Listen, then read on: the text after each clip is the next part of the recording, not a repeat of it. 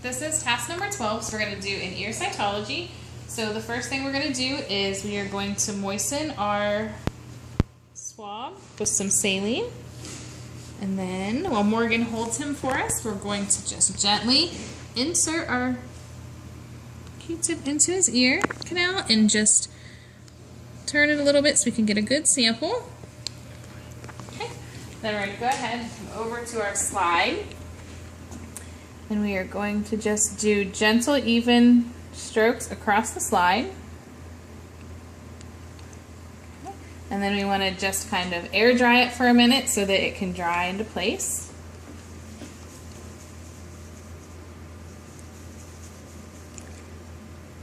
And then we're going to take our lighter and just kind of heat it up just a little bit. And we've already set out our stain. So we're going to go ahead and do 5 quick 1-second dips.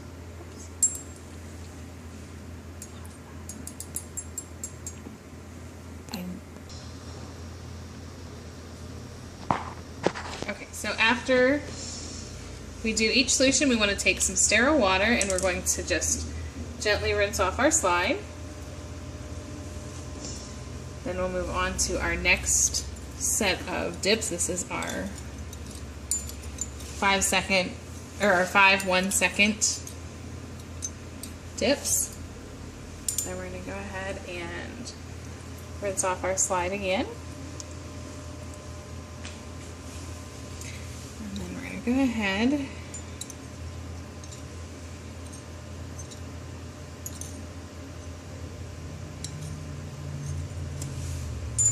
So now we're going to rinse this off one final time.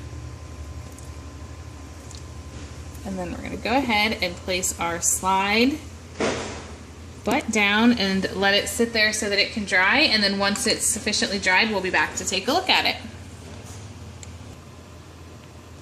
Okay, so we're back. Our slide is now dry. So we're going to go ahead and turn on our microscope.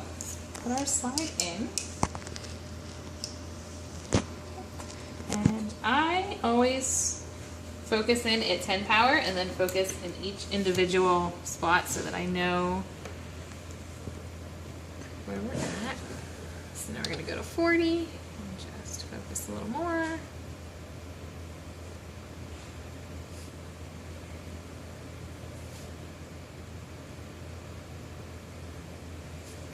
And then we'll go ahead and we'll move up to the 125.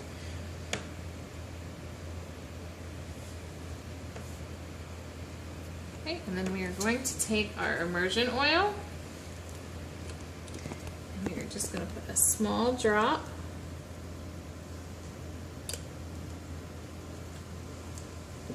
You don't want to put too much oil because it will just appear that everything is floating, but if you don't put enough, you won't be able to pick up what you're looking for. So now we're going to just go ahead and get it dialed back in. Okay. And then we're going to go ahead and start on one side of the slide and work our way to the other. And we're just looking for yeast and cocci and rods just to see if there's anything that could be causing an ear infection.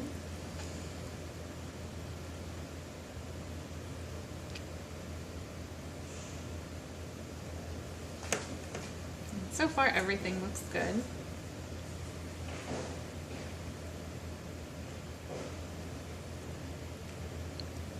So if we find anything, we will definitely let the doctor know so she can determine the best course of treatment.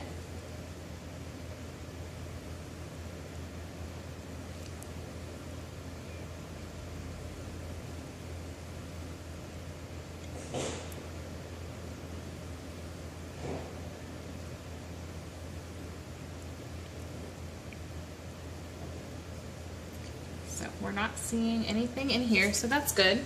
So we're going to go ahead and just clean up our area real fast here.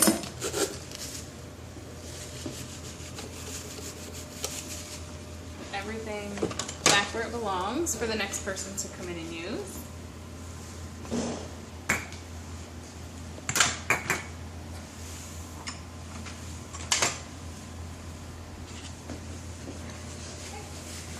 Go ahead and throw all that away, and then we're going to come over here and we are going to go into Rico's chart, and we're going to put his cytology results in.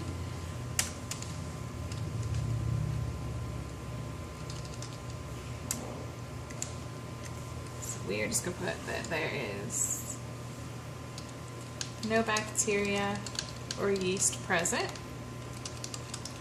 And then again, we'll go ahead and let the doctor know that, and she'll go from there. So then the next thing we're going to do is we are going to go ahead and look at some of the different things that we tend to see on an ear cytology. So this is yeast. So if you look at those, you can see they kind of look like a footprint or even a peanut. And those we tend to find when the ear is moist.